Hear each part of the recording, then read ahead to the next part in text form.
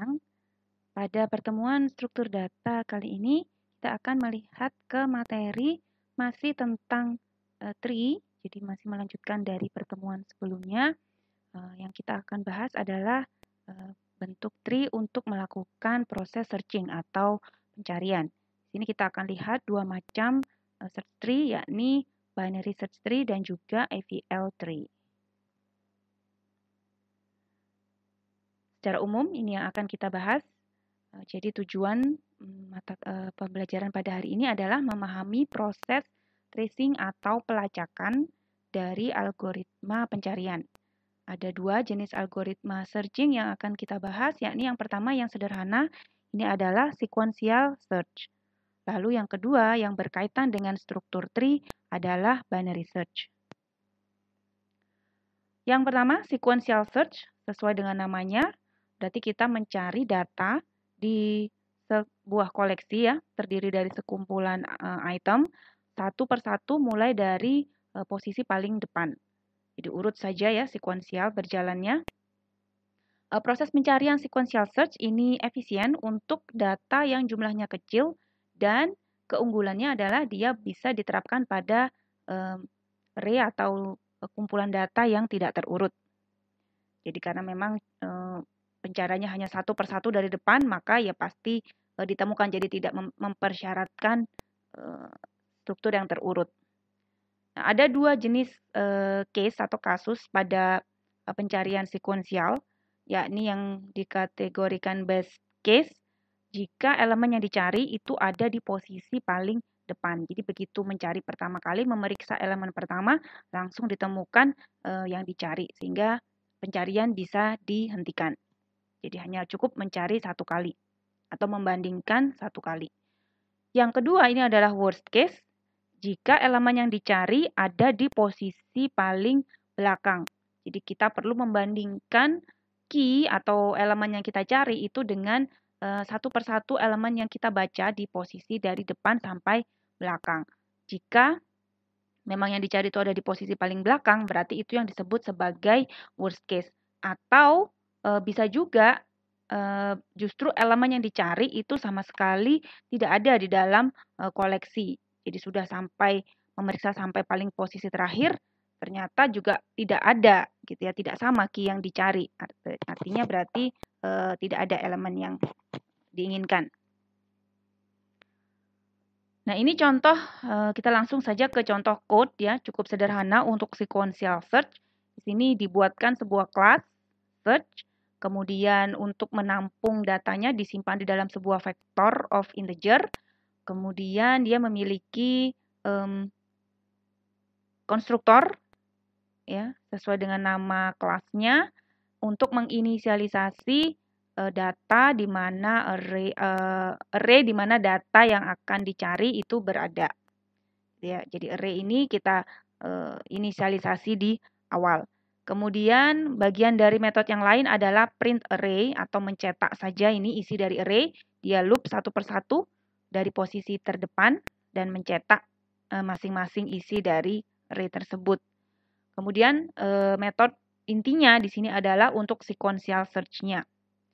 Jadi metode sequential search dia menerima parameter input berupa item yang akan dicari dan menghasilkan return value bertipe integer, yakni adalah indeks dari elemen yang dicari. Jadi mengembalikannya adalah indeksnya atau posisinya.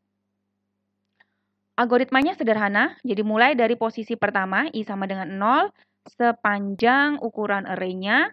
Lalu dia tinggal membandingkan saja item yang dicari, jadi key di sini, apakah sama dengan array pada posisi yang sedang dikunjungi. Jika ya, maka indeksnya langsung dikembalikan atau di return. Ini yang menjadi return value-nya. Jika sampai posisi terakhir ternyata ini kondisinya masih selalu false, berarti kita akan mencapai baris ke-26 ini, maka kesimpulannya adalah di sini tidak ditemukan atau kita bisa beri nilai min 1. Ya, dengan catatan bahwa min 1 ini bukan termasuk salah satu data atau item yang dicari ya. Kalau memang dimungkinkan data yang dicari itu bernilai negatif dan juga mungkin saja bernilai min 1, maka Anda perlu mencari bentuk return value lain untuk menyatakan bahwa ini tidak ditemukan. Ya, ini asumsinya tidak mengandung angka negatif. Lalu di sini bagian main-nya, ya, siapkan variabel untuk menyimpan datanya, vektor, saya beri nama VECT, fact. Kemudian memasukkan atau menginputkan saja satu persatu data di dalam array tadi, di dalam vektor tadi. 5, lalu 2 di belakangnya, dan 8 lagi di belakangnya. Jadi ada 3 data yang tersimpan. Kemudian inisialisasi objeknya S untuk kelas search tadi dengan memberikan parameter array atau vektor fact tadi yang sudah diisi datanya. Lalu cetak ya untuk melihat apakah betul tadi data yang sudah kita inputkan tersimpan di dalam vektor. Kemudian di sini pemanggilan fungsi atau metode sequential search-nya. Jadi kita tampung nanti return value-nya atau kembaliannya di variabel hasil. Jadi siapkan variabel untuk menampung kembalian atau nilai kembalian dari fungsi sequential search ya sesuai dengan tipe datanya. Di sini memanggil sequential search dengan memberikan parameter 8. Artinya saya mencari item 8 di dalam vektor. Jika hasilnya min 1, jadi seperti ini tadi ya, artinya data tidak ditemukan. Else, jika bukan min 1, ya selain min 1, maka kita kembalikan indeks dari posisi data tersebut. Out, data ada di posisi sekian. Ini contoh keluarannya. Jadi 528, ini 528 dicetak sesuai dengan baris 38. Lalu di sini untuk mencari angka 8 ternyata ada ditemukan di posisi 2. Gitu ya. Jadi mencetak di sini data ada di posisi 2. Data ditemukan. Cukup sederhana untuk sequential search. Berikutnya untuk binary search. Binary search atau pencarian biner itu merupakan metode yang sangat efisien mencari sebuah elemen pada array. Jadi walaupun bentuknya adalah tree atau biner ya, tetapi di sini pada penerapannya tentunya tetap disimpan dengan menggunakan array. Hanya saja nanti strukturnya menggunakan struktur tree. Namun syaratnya atau catatannya bahwa binary search bisa digunakan atau bisa sangat efisien jika diterapkan untuk mencari elemen pada array yang sudah terurut. Itu saja syaratnya. Cara kerjanya di sini membandingkan elemen yang dicari atau key dengan elemen tengah pada array. Jika cocok, artinya ketemu, maka algoritma berhenti. Jika tidak, maka operasi dilakukan secara rekursif di separuh awal array jika key-nya tadi lebih kecil daripada posisi tengah tadi, atau jika dia nilainya lebih besar dari posisi tengah, maka dilakukan pencarian di separuh array terakhir. Gitu ya. Jadi ini contoh struktur penyimpanan data di dalam sebuah binary search tree. Yang terletak di dalam posisi paling atas ini adalah root. Lalu semua data yang terletak di sebelah kiri dari root ini pasti nilainya lebih kecil daripada nilai root. Sedangkan yang di sebelah kanan nilainya semua lebih besar daripada root. Aturannya seperti itu saja untuk binary search. Sama ketika kita pindah ke bagian kiri, semua di sisi kiri ini lebih kecil dari 50. Tetapi ketika kita lihat rootnya berapa pada subtree sebelah kiri, 17. Sama aturannya. Semua data yang terletak di sisi kiri dari 17 itu adalah yang nilainya lebih kecil dari 17. Di sini ada 12, 9, 14. Semuanya lebih kecil dari 17. Sedangkan yang di sebelah kanan dari ini, root, adalah yang lebih besar dari 17. 19 dan 23. Berlaku untuk subtree yang lainnya. Contoh, kita melakukan pencarian untuk mencari elemen 70 di array yang sudah terurut seperti ini. Maka kita bisa hitung dengan rumus ya, berapa panjang array, kemudian cari posisi tengahnya. Di sini didapat posisi tengah itu adalah indeks ke 6 ya, karena ada 13 data di sini 0 sampai 12, maka posisi tengahnya kita ambil 6. Ini adalah M-nya, middle-nya. Lalu tinggal kita bandingkan tadi sesuai algoritmanya. Apakah yang kita cari tadi lebih kecil atau lebih besar dari nilai pada posisi tengah tadi? 70 karena dia lebih besar, maka pencarian akan difokuskan pada setengah array terakhir. Sini. Jadi di sebelah kanannya dari 55. Tidak akan pernah ditemukan nilai 70 itu di sebelah kiri. Karena kita tahu tadi aturannya ya. Jadi dari sini kita tetapkan lagi batasan secara rekursif ya algoritmanya. Jadi sekarang array kita berkurang separuhnya ukurannya menjadi posisi 6 sampai dengan posisi 12. Dari sini kita mencari lagi posisi tengahnya di mana, ditemukan pada indeks ke-9. Ini indeks tengahnya. Jadi ini kita tetapkan nilai M yang baru di iterasi kedua. Lalu ulangi lagi prosedurnya. Apakah 70 itu lebih kecil atau lebih besar dari nilai pada middle tadi? Karena lebih kecil, berarti sekarang kita persempit lagi pencarian di sisi kiri dari titik tengah tadi. Ya, tetapi tetap tidak akan melebihi, tidak kurang dari posisi tengah yang sebelumnya. Jadi kita akan semakin lama semakin sempit ya rentangnya. Jadi dari situ kita tetapkan lagi posisi M yang baru pada iterasi ketiga di sini. Jadi array kita sekarang di seputaran 6 sampai 9 ini ya, atau 7 sampai 9 ini. Maka posisi tengahnya adalah indeks ke-7, lalu tinggal kita bandingkan saja 70 dengan yang ada di posisi middle. Ternyata sama. Berarti kalau sudah sama tadi sesuai dengan algoritmanya, jika cocok maka algoritma berhenti. Ditemukan 70 pada indeks ke-7. Secara konsepnya dia memang rekursif, artinya binary search didasarkan pada konsep yang rekursif. Tapi pada implementasinya, binary search bisa juga diterapkan pada algoritma yang non-rekursif. Jadi bisa ya, kalau tadi contohnya kita pakai pendekatan rekursif, di sini tidak pakai ya, langsung while saja situ. Kemudian tinggal if, jika posisi tengahnya tadi adalah yang kita cari, maka kembalikan indeks di posisi tengahnya. Jika tidak, persempit batas kanan dan batas kirinya. Ya, dengan kondisi else di sini. Cara kerjanya sama dengan yang rekursif.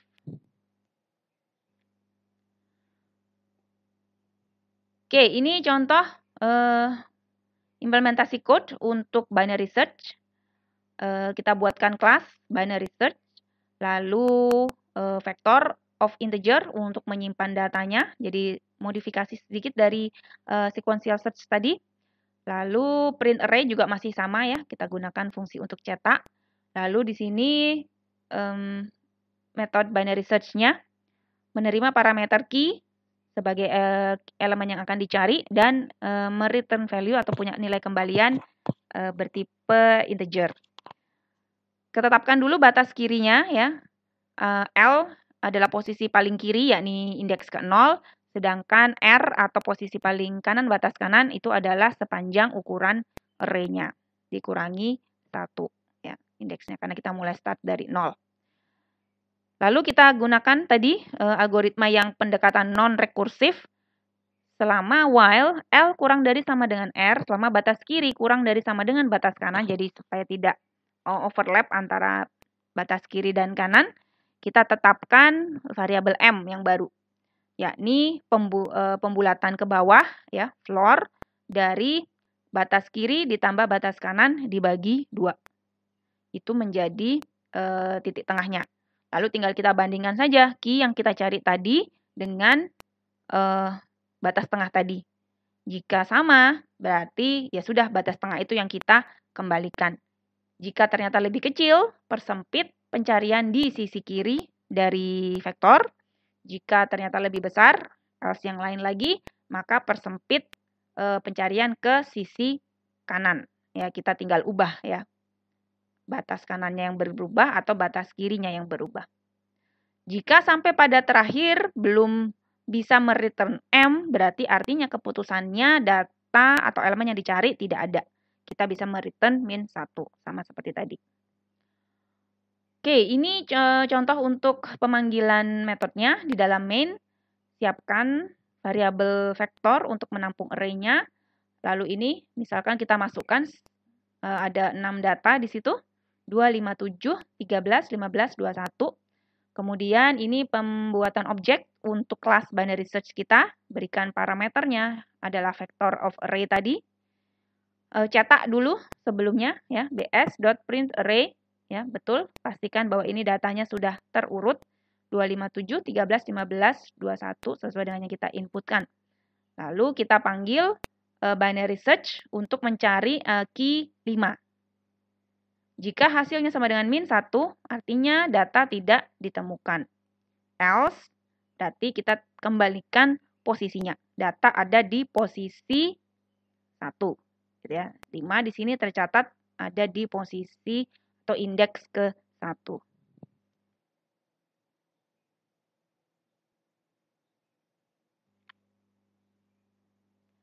Jadi secara umum, search tree atau pohon pencarian ini adalah tree yang didesain khusus untuk dapat melakukan operasi search, insert, dan delete secara efisien. Jadi tidak hanya sekedar untuk menyimpan data dalam struktur tree, tetapi juga dapat dilakukan operasi di dalamnya yang dilakukan secara efisien. Syarat dari sebuah search tree ini adalah tidak ada elemen yang double, tidak ada duplicate key pada search tree, dan semua elemen diletakkan sedemikian rupa sesuai urutannya. Ada urutannya, cara meletakkan elemen di dalam tree supaya nanti proses pencariannya dapat berlangsung secara efisien, maka harus diletakkan atau dimasukkan dalam cara yang tertentu juga. Secara umum namanya dia menggunakan M-way, di mana di sini M menunjukkan banyaknya cabang dari tree ya. Jadi M-way search tree. Jadi di sini kalau M-nya misalkan adalah 4, maka ini disebut 4-way search tree. Jadi sebuah search tree kemudian memiliki 4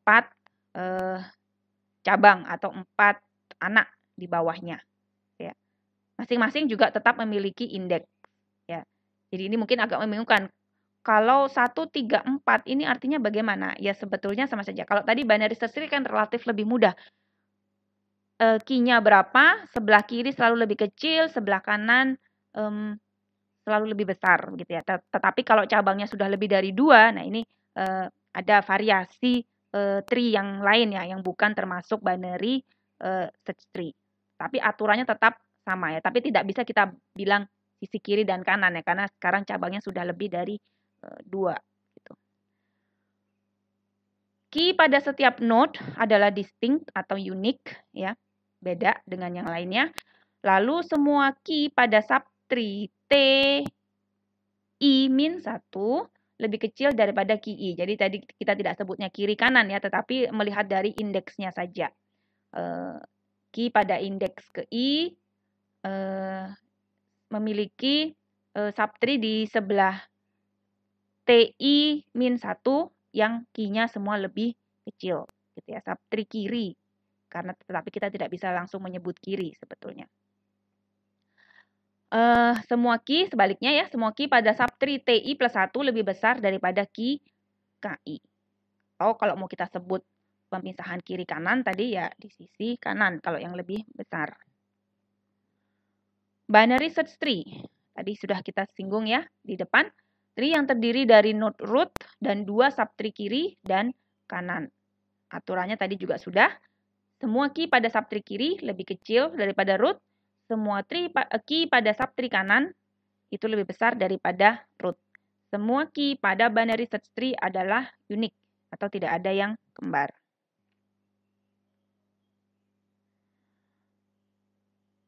Sekarang kita tetapkan, kalau tadi itu adalah contoh binary search ya.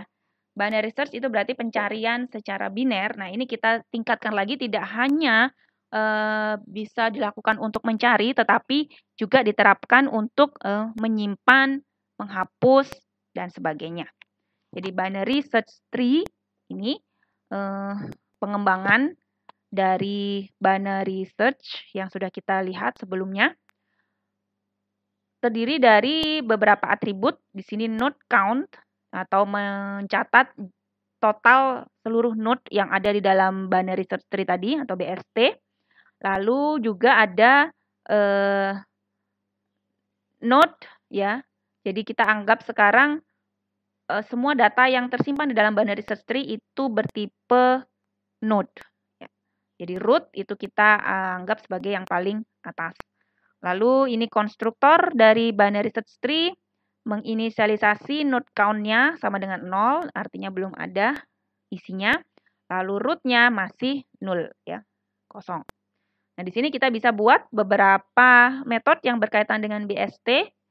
Yang pertama adalah find, di mana di sini metode ini ada keterangannya di atas. Metode untuk mencari parent dari sebuah nilai. Jadi ketika kita akan menyimpan data baru di dalam binary search tree, maka kita harus tahu dulu dia mau diletakkan di bawahnya siapa. Berarti kita mencari parent-nya siapa, supaya bisa tahu nanti nyantolnya di siapa gitu ya. Ini mencari parent. Dia menerima parameter ada 2. Yang pertama adalah start, karena mau dicatat mulai dari node mana. Ya secara umum memang kita akan start selalu dari root ya. Tapi nanti karena prosesnya rekursif, maka ini perlu kita buat umum ya, start begitu. Tidak harus selalu dari root. Kemudian parameter yang kedua ini adalah value atau nilai yang dicari tadi. Nilai yang dicari di dalam binary search tree. Nanti dia akan mengembalikan atau memiliki return value berupa node status. Nanti di belakang ada penjelasannya, ada kelas baru yang namanya node status. Yang ini kita include di kelas binary search tree. Kemudian metode yang kedua ini adalah insert node. Jadi sebetulnya yang dipanggil pertama kali ini adalah insert ya, karena ini metode untuk memasukkan node. Nanti di dalam insert node ini akan ada pemanggilan ke fungsi find gitu ya. Jadi find ini dipanggilnya di dalam insert. Jadi insert node di sini kita akan memasukkan sebuah nilai baru ke dalam binary search tree. Ini ya, ada keterangannya. Metode untuk menelusuri atau membaca keterangannya di atasnya ya. Metode untuk memasukkan node baru. Memiliki new value tadi ya, sudah nilai dari node baru yang akan dimasukkan. Lalu ada juga namanya metode print binary search tree. Ya, di sini untuk membaca sesuai namanya ya, mencetak isi dari BST secara depth first. Dimulai dari node PTR ini tadi. Ya, node yang kita tetapkan di sini mau start dari mana. Di dalam metode ini digunakan metode pencarian depth first traversal, pre-order. Ya, lebih spesifiknya lagi karena depth first masih ingat, depth first itu ada 3 macam ya, pre-order, post-order, dan in-order. Jadi yang di sini dipakai adalah pre-order. Menerima satu parameter yakni PTR merupakan node awal dari penelusuran atau pembacaan tree.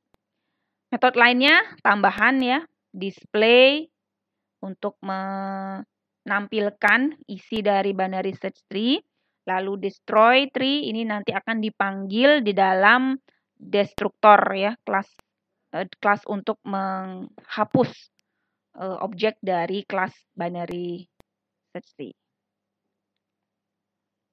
Oke, yang pertama kita lihat node status dulu. Jadi di sini sebetulnya kelas ini berfungsi untuk menggabungkan karena saya punya node, tetapi saya juga butuh informasi apakah node ini ada di dalam tree atau tidak. Nah, untuk bisa mendapatkan informasi tersebut, maka saya perlu sebuah wrapper atau pembungkus yang menggabungkan antara node dengan statusnya. Jadi kelebihannya dari object oriented ya, kita bisa membungkus berbagai macam tipe data menjadi satu yang nantinya bisa kita buka juga dan kita baca per bagiannya tadi. Jadi saya ingin menggabungkan antara kelas node beserta status keberadaannya di dalam tree sehingga saya bungkus jadi satu kelas namanya node status. Lalu di sini memiliki dua atribut, yakni node, ya tipenya node, lalu juga statusnya. Statusnya di sini berupa atau bertipe integer saja. Ini konstruktornya node status, isinya kosong dulu ya sebagai awalan. Statusnya 0 artinya tidak ada, 1 artinya ada. Sebetulnya itu saja nilai dari status di situ. Lalu di sini ada setter dan getter. Set node status ya, mengeset keberadaan node-nya.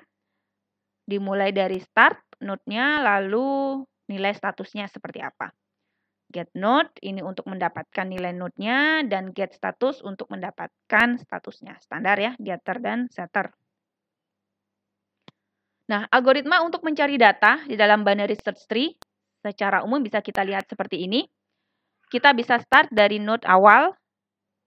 Jika node yang dicari atau node yang sedang ditunjuk, ya karena kita startnya dari root misalkan, jika node yang sedang ditunjuk oleh pointer di situ tidak null, maka kita bisa melanjutkan pencarian.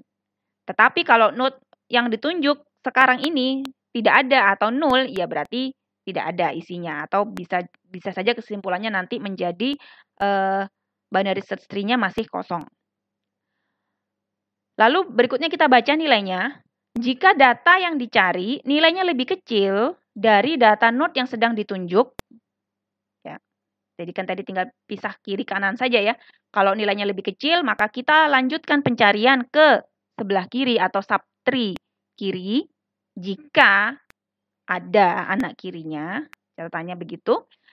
Atau sebaliknya, jika data yang dicari nilainya lebih besar daripada node yang sedang ditunjuk, maka kita akan melanjutkan pencarian ke subtree kanan.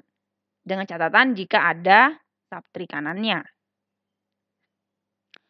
Lalu, if yang ketiga adalah jika data yang dicari adalah data node yang sedang ditunjuk, ya berarti sudah ketemu.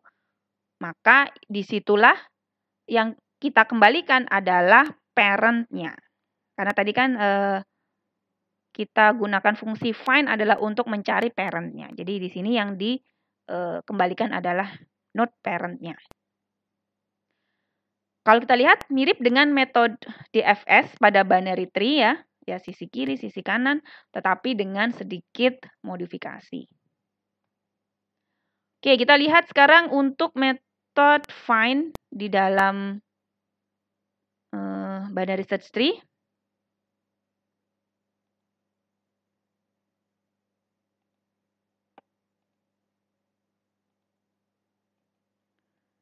Oke, ini adalah metode untuk mencari node parent dari sebuah nilai. Tadi sudah ada penjelasannya ya.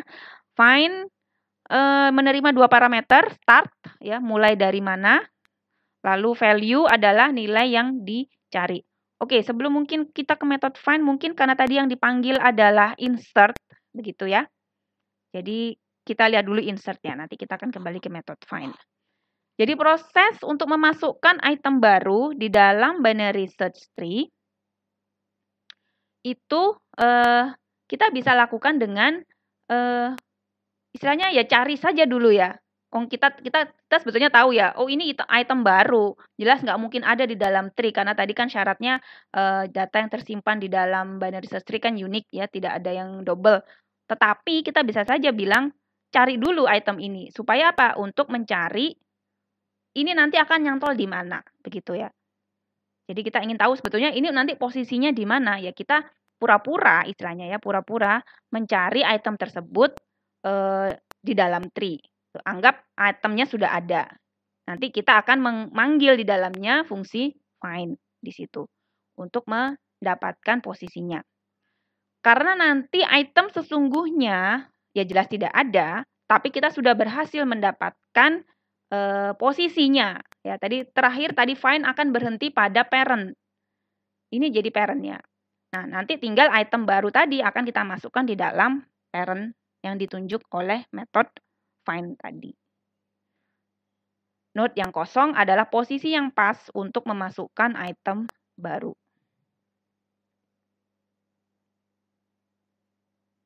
Ya, kita lihat dulu di sini untuk proses insert-nya. Ya. insert node, ini nilai baru yang akan dimasukkan. Info saja ke cetak ke layar ya. Kita akan memasukkan node dengan nilai new value. Lalu kita buat node-nya dulu ya. Di dalam kelas node kita bungkus node-nya. Kemudian naikkan node count-nya sama dengan plus 1 ya, karena kita akan menambah node, berarti node count-nya pasti akan naik. Lalu di sini kita bisa set ID-nya, set nilai dari node tersebut, set anak kirinya, dan set anak kanannya dari node tersebut. Ya, set ID, kita pakai saja ID-nya mengikuti node count-nya. Lalu set elemennya, isinya apa? Ya, isinya adalah nilai yang tadi kita mau simpan. Lalu anak kirinya karena tadi masih berdiri sendiri, ya 0. Anak kanannya juga kita buat 0. Ini syarat baris 63 adalah jika binary search tree-nya masih kosong. Jika root-nya sama dengan 0, berarti artinya tree-nya masih kosong, maka node yang baru tadi otomatis akan menjadi root. Itu khusus ya, perlakuan khusus untuk root. Else, jika ternyata root-nya tidak kosong, maka kita bisa mulai mencari posisi dari item tersebut. Kita siapkan pointernya current di sini ya, curr atau current untuk menelusuri nanti isi dari binary search tree. Set awal current itu menunjuk pada root. Lalu di sini kita panggil metode find tadi ya. Find itu mengembalikan nilai berupa node status. Jadi kita tampung nanti hasil pencarian dari find kita tampung di variabel ns. Find tadi parameternya ada 2 ya, start dari posisi mana, dari current, kemudian apa yang dicari, ya ini new value-nya. Anggaplah ini black box, begitu proses find-nya sudah mengembalikan sebuah nilai, tadi yang dicari adalah parent, ya kan? Hasil kembalian dari find ini adalah parent atau posisi orang tua di mana nanti node baru itu akan dicantolkan. Nah, itu yang kita catat. Jadi nanti dari NS ini tadi hasil kembaliannya kita buka ya. Yang node-nya kita simpan di variabel par node atau parent node yang tipenya node juga. Lalu yang statusnya karena tadi ada atau tidak ada kan, 0 atau 1. Nah, itu kita catat di variabel node exist. Ya, jadi dari ns tadi bisa kita potek gitu, kita bagi 2, kita dapat node-nya dan juga dapat statusnya. Nah, baru di sini kita periksa. Jika parent node-nya tidak 0, artinya ada parent-nya, kita bisa mencantolkan nanti node baru itu dan node exist sama dengan 0. Artinya, ya karena tadi kan sebetulnya ketika kita mau memasukkan item baru, kita tahu sebetulnya node itu tidak ada, tapi kita pura-pura mencari seakan-akan dia ada. Padahal harapannya nanti node exist-nya ini nanti nilainya harus 0. Gitu ya. Jadi itu yang mau kita cari ya. Parent-nya ada dan node itu tidak ada sebetulnya di dalam new value tadi yang mau kita masukkan, tidak ada di dalam BST. Menghasilkan nilai 0 tadi. Kalau ini kondisinya sudah terpenuhi berarti boleh kita masukkan ya node baru tadi. Maka node yang baru tadi kita periksa dulu nilainya lebih kecil atau lebih besar. Kalau dia lebih kecil maka pencarian atau dia akan dimasukkan di sisi kiri dari parent-nya. Tadi kan catatannya BST ya. Jika new value-nya lebih kecil daripada elemen pada parent-nya, maka dia akan menjadi anak kiri. Jadi par node, set left, ya. Anak kirinya menjadi new node tadi. Tetapi sebaliknya jika new value tadi itu lebih besar nilainya daripada parent, maka dia akan menjadi anak kanan. Ini khusus kalau node-nya tidak ada. Tetapi ternyata misalkan kita tidak tahu ya, semakin banyak data yang kita simpan di dalam BST, masuk, barangkali nanti pada suatu saat bisa lagi dimasukkan item yang sama. Nah, ketika item yang sama itu ditemukan, maka di sini menyebabkan nilai dari node exist-nya atau statusnya tadi menjadi 1. Kalau di sini ternyata 1, walaupun ketemu parent-nya tidak null, ya berarti tetap tidak bisa kita masukkan. Jadi node new value sudah ada, kita tidak bisa memasukkan node lain dengan nilai yang sama. Begitu. Jadi ini kasus jika node-nya sudah ada. Plus ini sama jika node sudah ada tetapi khusus root. Ya, jadi karena root tadi punya perlakuan khusus ya, dia tidak punya parent, maka kita tidak bisa hanya mengandalkan nilai parent node karena root tidak punya parent. Jadi di sini khusus untuk parent. Jadi jika parent node-nya null dan ternyata elemen pada root itu sama dengan new value dan node exist-nya juga nilainya 1, ya berarti pasti ada ini. Angkanya ada dan dia menjadi root. Kasusnya sama. Dia tidak bisa lagi memasukkan dengan node yang sama. Gitu. Nah, ini untuk insert. Nah, kita sekarang ingin tahu proses find-nya itu bagaimana sih yang di baris 69 ini. Kita mundur lagi tadi ke method find. Di sini tadi ya, mencari node parent, menerima parameter start, kita mulai dari mana, lalu value ini yang mau kita cari. Siapkan dulu node statusnya untuk mencatat nanti ya. Gabungan antara node dan status.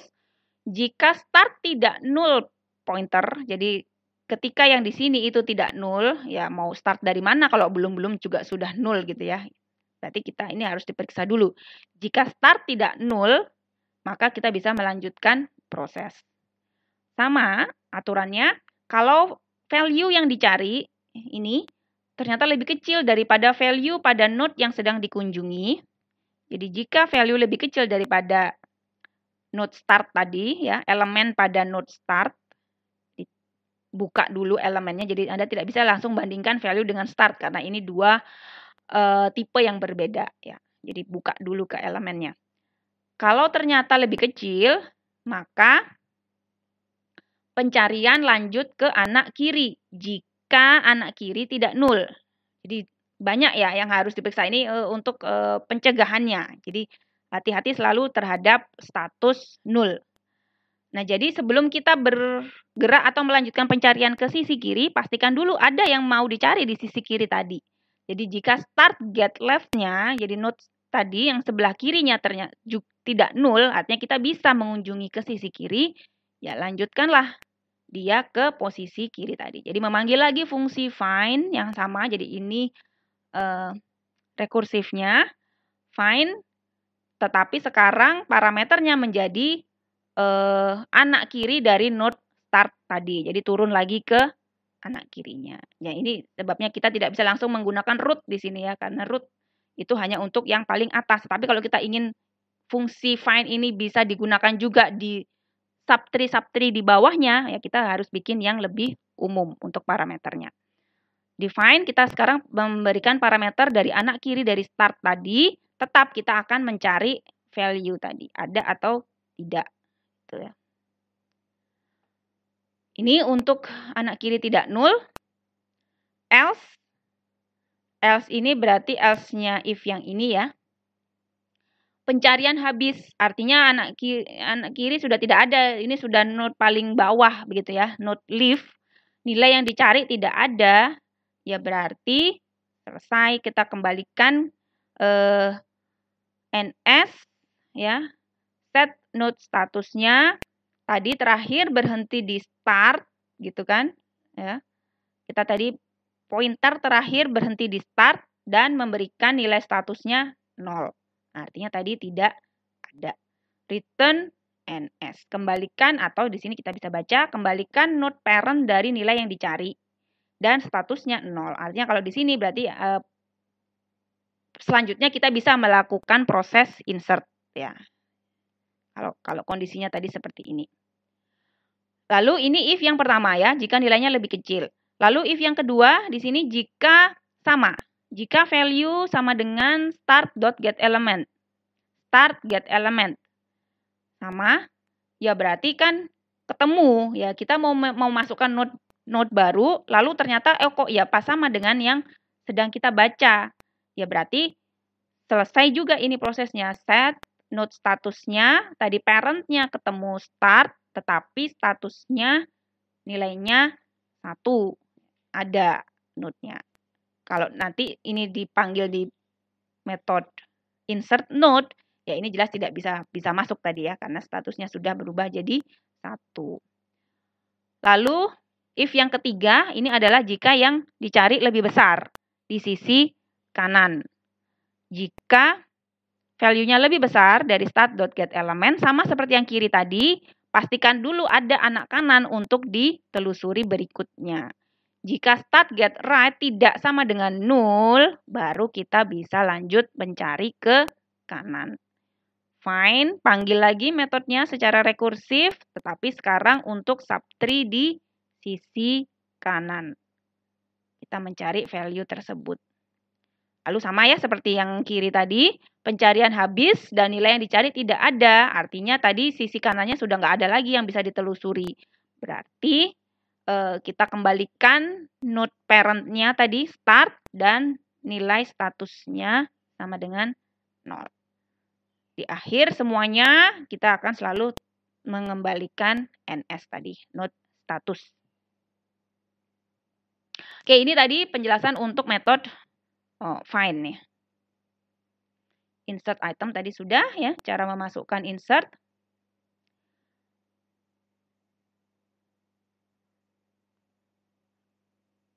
Berikutnya untuk delete.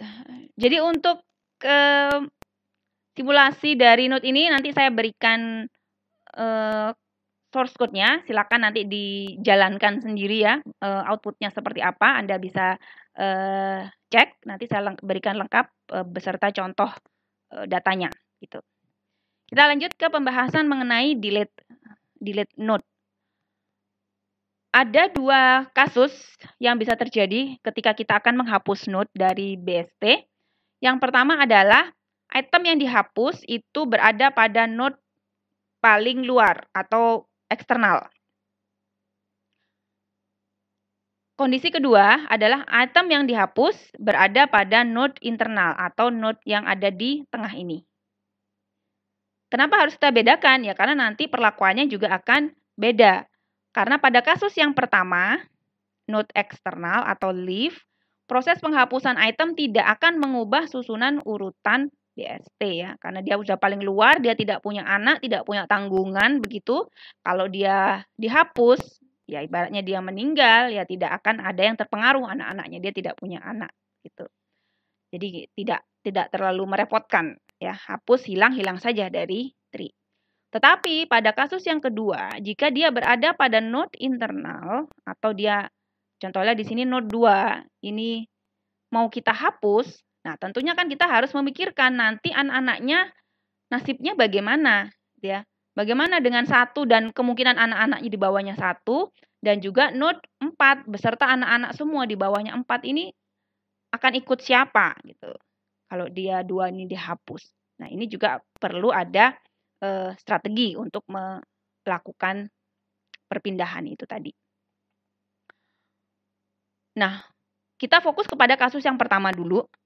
Untuk menghapus node pada posisi eksternal atau leaf, caranya,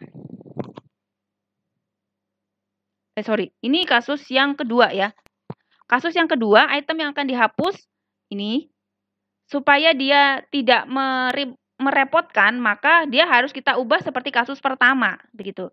Jadi kalau 2 ini mau kita pindah, maka dia ibaratnya kita geser dulu dengan, kita taruh dulu dia di paling bawah, supaya nanti ketika dia jadi paling bawah, akan terjadi pada kasus yang satu ini tadi, dia sudah pada posisi leaf, boleh keluar. Nah, aturan menggesernya atau mengubahnya ini bagaimana? Tukar item yang akan dihapus dengan item lain yang posisinya lebih bawah. Jadi pasti akan ditukar dengan anaknya. Kita bisa pilih alternatifnya, tukarkan item yang dihapus tadi dengan key terkecil pada subtree kanan. Jadi kalau Anda mau menggantikannya dengan penerusnya adalah dari klan kanan, cari yang key-nya paling kecil. Atau kalau diputuskan penggantinya adalah dari klan kiri, maka di situ Anda akan cari node dengan key terbesar. Jadi salah satu saja ya, tidak bisa dua-duanya.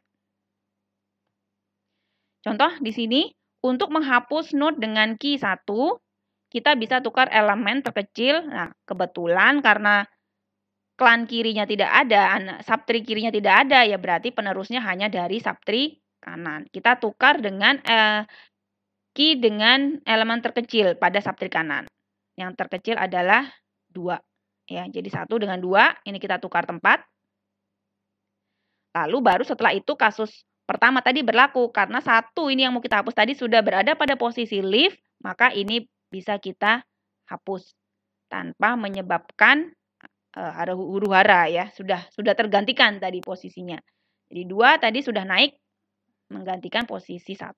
Dan ini juga tidak akan mengubah struktur dari binary search tree. Itu yang harus dijaga ya. 2 di sini, 3 itu tetap di sebelah kanan dari 2, menandakan nilai 3 itu lebih besar dari 2.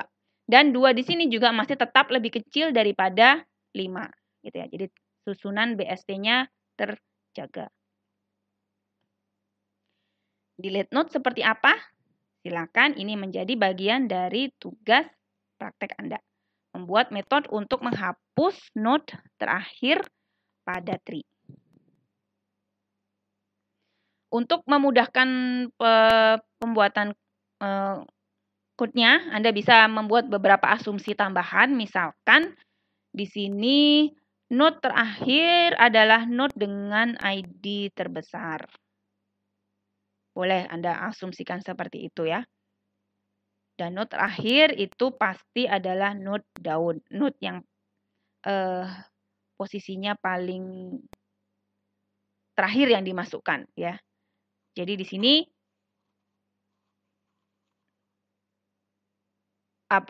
node sebagai tugas prakteknya adalah Anda akan menghapus node terakhir gitu. Catatannya dia memiliki ID terbesar. Jadi nanti Anda perlu mencari dulu node dengan ID terbesar itu ada di sebelah mana, dan setelah ketemu Anda bisa melakukan proses penghapusan. Bagian terakhir dari kuliah hari ini, jadi kinerja binary search tree, bisa kita lihat ya, itu akan bergantung kepada ketinggian atau height dari binary tree. Kita sudah lihat di beberapa pertemuan sebelumnya tentang tree, bagaimana cara mengukur ketinggian dari sebuah tree. Karena di sini berpengaruh terhadap kinerjanya. Waktu running untuk binary search tree itu adalah big O, H. H di sini adalah menyatakan ketinggiannya. Pada kasus terburuk, bentuk dan ketinggian binary tree bisa terjadi seperti pada gambar A.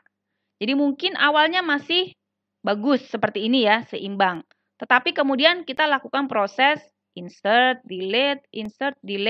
Yang di-insert dan delete mungkin jadi berat sebelah begitu ya. Banyak yang terjadi hanya pada satu sisi saja. Sisi kanan saja, artinya yang lebih besar saja terus yang ditambahkan, gitu kan. Otomatis kan pasti nambahnya ke sebelah kanan atau sebaliknya, yang dimasukkan lebih kecil semua. Berarti akan masuk ke sisi kiri. Nah, bisa jadi pada suatu saat kondisi binary search tree itu menjadi seperti pada bentuk A. Dan kalau kita lihat sebetulnya kelihatannya saja seperti binary tree, tetapi ini bisa saja kita anggap ini juga seperti linear ya, array. Ya sama aja kan, ini urut saja ke belakang begitu kan. Urut ke belakang. Ya, tidak ada anak kiri, tidak ada anak kanan ya, anak kanan semua ya. Apa bedanya dengan array gitu. Jadi pada kasus seperti ini waktu runningnya menjadi atau naik ya menjadi big O N. Begitu. Jadi menjadi tingginya itu sama dengan banyaknya node di dalam tree gitu. Height-nya sama dengan N. Nah, seharusnya kasus yang paling baik atau best case-nya itu adalah bentuknya yang ideal. Binary search tree kembalikan kepada kitanya begitu. Bentuknya adalah harus seimbang kanan dan kiri. Ini adalah bentuk binary tree murni dan waktu runningnya adalah sempurna big O log N. Atau tadi H ya, di mana H itu sama dengan log N gitu. Nah, nanti di pembahasan mengenai AVL tree itu kita akan lihat bagaimana cara kita mengimprove kekurangan dari binary search tree. Oke, materi kita cukupkan sekian. Wassalamualaikum warahmatullahi wabarakatuh.